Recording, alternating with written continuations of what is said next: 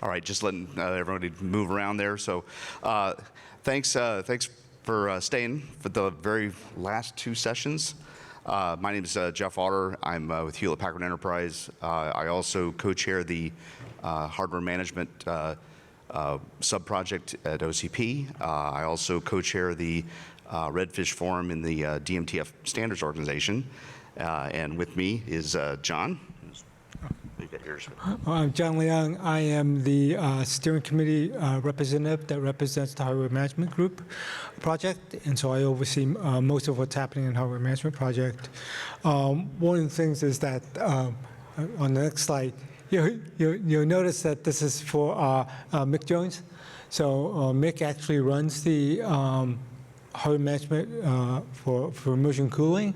However, he's moved to Australia and he could not attend, so he sent us. So we both attend his meetings every week, so there's a weekly meeting. And what we've done is we brought all the hardware management technology into his work stream so they can utilize the interface, and we needed his expertise and the community's expertise on exactly how to model manageability of liquid cooling.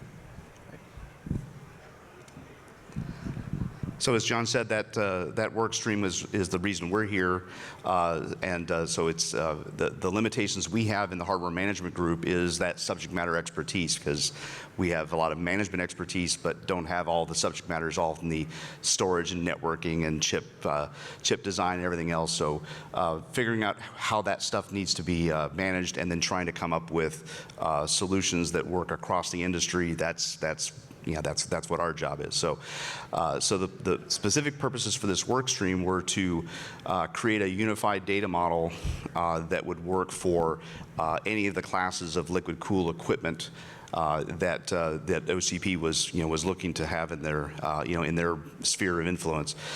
So that's everything from the CDUs, the tanks, the immersion tanks, any of the enclosed chassis pieces, cold plates, and then all of the supporting gear around that. So the facility feeds, the reservoirs, any other tanks, et cetera, et cetera. So I'm speaking to a room of cooling experts, so I don't need to enumerate all those things for you. But and then the purpose was to get that stuff under management and try to get a consistent model and protocol so that regardless of the manufacturer, the software guys can start to operationalize the data that comes out of those things without having to do new software for every vendor that comes out. This has been a problem in systems management for 20 or 30 years. There are a myriad of protocols, all purpose-built for systems management, but not known to anyone outside of that very narrow set of industry folk. Trying to get that into a more adoptable standard was the goal. So the good news was that John and I and others at the DMTF had been on a long journey to do just that for the compute space, and so that's where the Redfish standard comes in. And for those of you who don't play in that world, Redfish is a RESTful interface, which just means it's the same sort of interface that any web service uses today. Most websites are using these between their client side and the back end of their stack to communicate.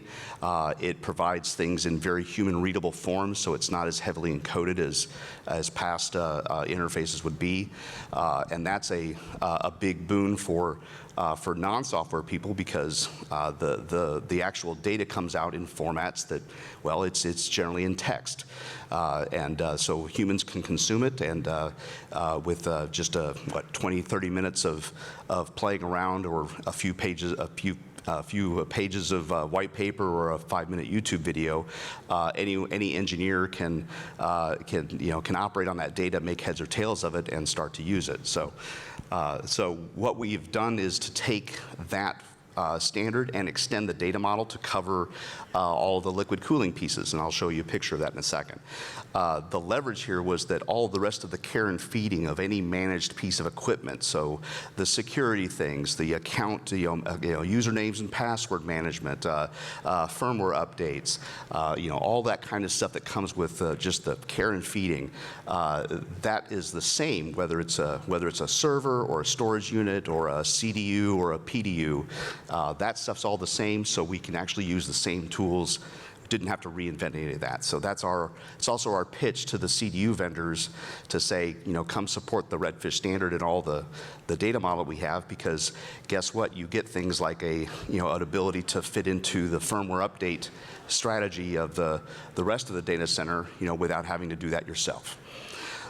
So the clicking off the things that work stream was trying to do, we check marked the first one, which doesn't even say done, but we did define that unified data model. That was all taken out of this work stream, submitted to the DMTF for standardization, and that was kicked through the process and was ratified as a standard earlier in the year. The mock-ups, which are basically examples of what the data looks like, those were created, and that was also published. And as I said, that's all been incorporated in the release. So then we'll get into this in a minute here. With the thing that the work stream is working on now is a profile to help implementers and end users figure out what where all this meets in the market. So as I just said, and I got ahead of myself, basically version 1 of this work stream work product was contributed and turned around and released by the DMTF as Redfish standard release 2023.1, which just meant that was came out in about April of this year. That had about 80% of what the work stream thought that the world needed to at least get to get going. One of the beauties of the REST interface and the JSON data structures that we use is that it's easy to add things. They're not fixed bytes, with specific offsets and all this kind of hard-coded ways that we're used to doing things in previous decades. So it's not at all painful to add things. It doesn't break anything. So we try to go out with the minimal set of data that we know people need. If there's stuff missing, we can add it. It doesn't break anybody. And we turn these releases very quickly. So not trying to get everything into perfection, where we can just release things, iterate, and then proceed forward. So after that first release, there's been more discussions with that. There were actually a few small things that were added, some pieces of redundancy, and Mohan will talk about this next session, and we'll show you some actual samples of what this data all looks like. But we took some of those pieces, sent them over the wall to the DMTF, and those things were turned around and published just a few weeks ago as release 2023.2. And so now we're working on the next set of iterative improvements and additions, and that will pop out in the next release. But we're getting good feedback on all those models. The amount of things that are not covered is, I think, smaller than we expected. So that's good news. So I expect this aspect of the work stream will turn into maintenance mode by the end of the year, and then we'll move on to the next topics. And just as a picture, there's kind of the list of topics that are covered by the data model, and I won't go through that because I have a better picture. And I won't try to explain the full picture, but the bubbles on here represent effectively web pages. It'll be a JSON document. They get housed at a specific URL. So you do a command to retrieve a specific URL. You'll get a JSON document which will have a set of data defined by a schema that is all grouped together, by category or by subsystem. So So in the upper, was that left corner of the model is where this basic tree structure forms and allows you to discover a piece of equipment, whether this is a CDU or an immersion tank or if it's a server. Everything starts at this Redfish service route, and from there you can discover the rest of the data model, drill down into the various subsystems, and whether this is a controller that's providing the management interface for a whole row of CDUs or an individual unit. The models all work the same way. So drilling kind of down through that, you'll see that it's organized by systems and subsystems, and then subsystems of subsystems. So in the tree, the part that we care about, you start from the root and you go down through this thermal equipment model, and then the blue bubbles represent a collection, which means there could be more than one of those things. So in this one, we've got a big bubble here that's representing an individual CDU, so that's rack CDU number 7. And then you can see from all of the subsystems that pop off of there, individual resources that describe each individual connection or pair of connectors on the primary side, the secondary side, then pumps and reservoirs and filters, the leak detection subsystem, and then some additional pieces for providing the power and thermal and the power and the other environmental data around the unit, the facility that where that unit sits, and lots of other connections. So, but what that shows is that regardless of the type of equipment, the data model works the same. Some of those subsystems may not be present. You may have 5 filters. Hope not. You may have none. All of that, it all works within the model. So as by way of an example, and this is a really crude drawing, sorry, but this was taking something that wasn't, we had a lot of examples in the industry of these, so something we wanted to make sure that our model, could cover, but it wasn't our initial target. The rack CDU was the initial target, since that was kind of the new and shiny, but the heat exchanger, the rear door heat exchangers were existing, so it's like, let's make sure the model applies to those things. And so I won't go through these pictures again because you guys are probably know this a lot better than I do.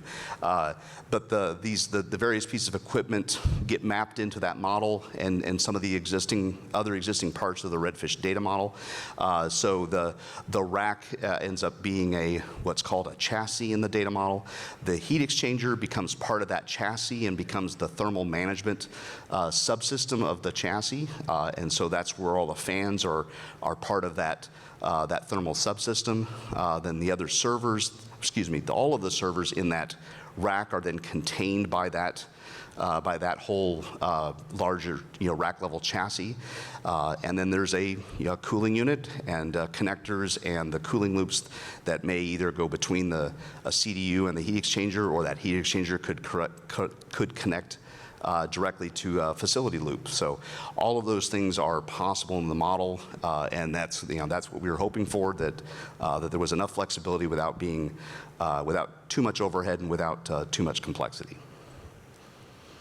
So I'm now going to pass it to John and let him talk about the things that are going on next. Okay. So I'll take a step back and say that Redfish was initially shipped out in 2015. By 2017, we knew that Redfish was not going to manage not only the data center, but we wanted to manage much more than the data center. And as the DMTF's goal is to expand Redfish to manage as much as we could, we went to the Green Grid, who dealt with how to save energy and power within the data center, and they hooked us up to ASHRAE. So in 2017, the DMTF actually created a formal alliance partnership with ASHRAE, and mainly because of the model that we were driving to create manageability models for DCIM, right? All the stuff on the periphery of the data center, the crack units, the power distribution units are really big things. And we were defining models and we were defining properties, and ASHRAE wandered in and said, we own names for all these properties. So if you're going to do anything in this space, you better start with this document, which basically was a dictionary of all the names that they had and all the measurements that they used, and we started with that. So with Redfish, we started with the data center. Then we started with outside with DCIM, with managing the outside of the peripheral of the data center. And so naturally when cooling came about and you started running pipes directly into the rack and then onto the systems, it became a natural integration of all the stuff we have been doing with crack units and ASHRAE and the data center itself. So we've had a long experience, and I've heard ASHRAE mentioned many times before, and so we go back a long way. So when you see a Redfish response to a request, you'll see the same property names, and you should be somewhat familiar with it if you're familiar with ASHRAE. So Jeff spent some time talking about the data model. I will just tell you that this is one of the first few times I've seen a lot of CDUs. We took it on faith, based on the subject matter experts within the group, exactly what a CDU looked like, and so we modeled based on that. So interoperability profiles basically say you've got this giant model, it's got properties, it's got resources. So as an implementer, what do I need to implement? Do I implement the entire model? And the answer is no. So who defines how much of this model I need to implement? The subject matter experts. They understand what the use cases are. They can say, based on this use case, I need this resource, I need this property, I need to commit these actions. The profile is the Redfish way of defining this in a machine-readable format. And that's what they've done over the last 2-3 months, is define, based on this model that they helped us make, how much of it is actually needed as a baseline for every system, whether it be real-door heat exchanger, whether it be immersion cooling. Okay. So the way profiles works is that machine readable. The Redfish has an open source validator which actually consumes this profile, and then auto generates tests and runs it against a conformant implementation. So on the back end of this, when a product is actually produced, OCP can say, okay, you've got a manageability. Do you have sufficient manageability for the CDU? And you can go run this thing against it and hand OCP the pass-fail report as to what needs to be done. Okay. So this is okay. So this is what we'll talk about. So this is what the group has done. Basically, green is required. I think there's some optionals in here. There's some recommended. And once this is done, we translate it into the machine-readable format. And then last is doing that all for 2023.2, a schema model that they've defined. Now, once they're done with that, they're going to go back again, right, and finish the last 10% of stuff that they haven't modeled yet. And then we'll update the profile to consume that. Call to action. So call to action is, this thing is steaming along. We meet once a week to get this stuff done. We want to have the models out and the profile out by the end of the year. So, and then come around and do a cycle for the next release. Okay. The last thing is basically there's a forum, so you do not have to join the DM to have to do this. You can make direct feedback to the specifications because this is a bulletin board which is open to the public. Okay. Questions? Any questions?